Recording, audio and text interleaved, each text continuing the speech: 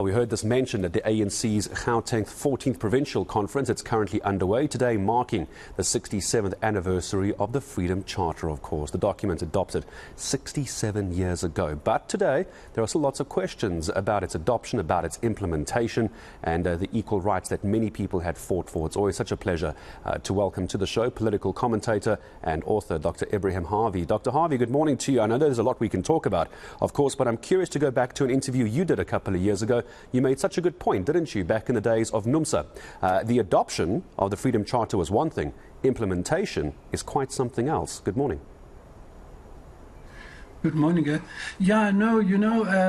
You've got to look at this thing of the Freedom Charter very carefully. I listened to the spokesperson of the ANC, Mabe. I mean, honestly, to put it bluntly, he's lying. He's deceiving the viewers about... I mean, the ANC is celebrating the Freedom Charter, the 67th anniversary.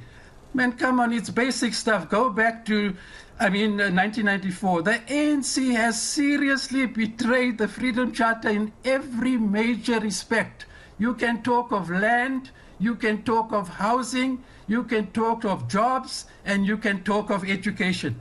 The ANC has flatly contradicted, compromised, and betrayed the most important demands of the Freedom Charter. How can the Mabe therefore say the ANC is celebrating the Freedom Charter when it has seriously departed? Any analysis of this will vindicate me. They've completely, you can see their policies and the programs, and look at the worst socio-economic crisis ever in the history of South Africa, not just post-apartheid South Africa. We're sitting with the biggest crisis. How could they have implemented the Freedom Charter, and the most important demands around housing, land, jobs, and education? And we've got the worst crisis ever. Look at higher education. The doors of learning and culture shall reopen to all. I had a debate Betty Matash on WhatsApp, I must tell you. He says to me, Ibrahim, where did the Freedom Charter say who's going to pay for the education? Come on. How can you open the doors of learning and culture? The opening up would mean that you're not going to deny permission of access to higher education because of lack of funds and etc. Most of the students coming from poor black working class backgrounds, etc. You can see they've been struggling for food, stationery, study materials, transport, everything, accommodation. So in every respect, if truth be told, but the ANC could be throttling you at the throat and telling you that and denying it. It's just amazing that this ruling party already now at its lowest point in the history, and you can see following the Zondo Commission of Inquiry, even the president who just last year said that the ANC, he blamed the ANC directly for corruption. And you look at the Fala. So this was a universal document. Many people consider this a universal document, Dr. Harvey.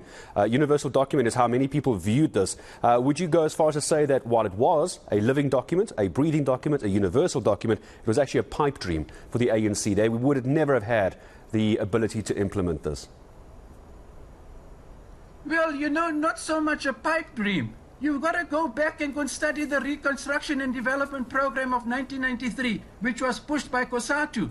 And in fact, the RDP was the election manifesto of the ANC in the first watershed election of 1994. They closed the RDP office in March 1996 and 3 months later adopted GAIR and falsely argued, both Mbeki and Trevor Manuel argued to me in interviews that the GAIR didn't replace the RDP, it's a continuation by other means of the RDP. Now look at the demands of the RDP and look at the demands of the Freedom Charter. They closed the RDP office, they virtually abandoned it, and as I've told you now, this is what they've done to the Freedom Charter. It's an unmitigated lie by the ruling party on the 67th anniversary of the Charter to tell you they've not even, look at the land. The land is a complete mess.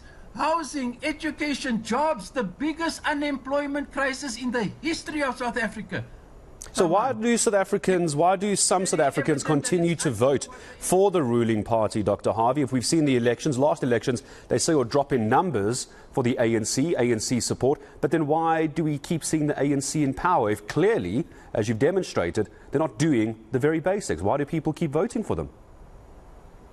Well, not long ago you asked me the same question, and I'll answer you the way I answered you the last time. Until an alternative pole of attraction arises, working class people tend to continue to vote for their traditional historical organizations. In the case of South Africa, it's the ANC. But you can see what's happened in 2016 and 2021. The ANC, the electorate is waking up big time. I think, honestly, now with this Fala Gate scandal, with the Zondo Commission of Inquiry report and all that's happening and the deepening socio-economic crisis, believe me, 2024, I really believe very strongly, increasingly by the day, as the crisis deepens in the ANC and this factionless warfare that you can see, the ANC is very likely to lose 2024. I've never been more convinced than I am today that it's likely very much that they will lose 2024, and probably the DA and the EFF pick up a lot of those votes. Well, let me ask you this as my last question to you, Dr. Harvey. Relevance of the Freedom Charter, then, if the ANC, as you suggest, are lying about this, it's not implementable according to how they've done things. Who is the Freedom Charter relevant for politically? Give me a union or give me a political party. Who is it relevant for that can change the lives of South Africans? Last question. It is most relevant for the very working class support base of the ANC, the very voters who's now deserting the ANC. You can see that it's a working class. You look at the townships. You think if the townships were happy and the ANC had implemented the Freedom Charter, the townships would be burning from June 2004, unstoppable violence, service delivery, so-called protests. It is a confirmation of what I'm telling you. Both the RDP, they collapsed, and the Freedom Charter, they departed and compromised and, in fact, betrayed. It's evident. How can this be happening in the townships if the Freedom Charter has been implemented? This Freedom Charter speaks to issues. I listed them now: land, housing, jobs, etc. I mean, it's so blatantly clear. And it's the working class, it's the very support base of the ANC that stands to benefit most if those demands and principles and policies of the Freedom Charter were implemented. But they were deserted, they were betrayed.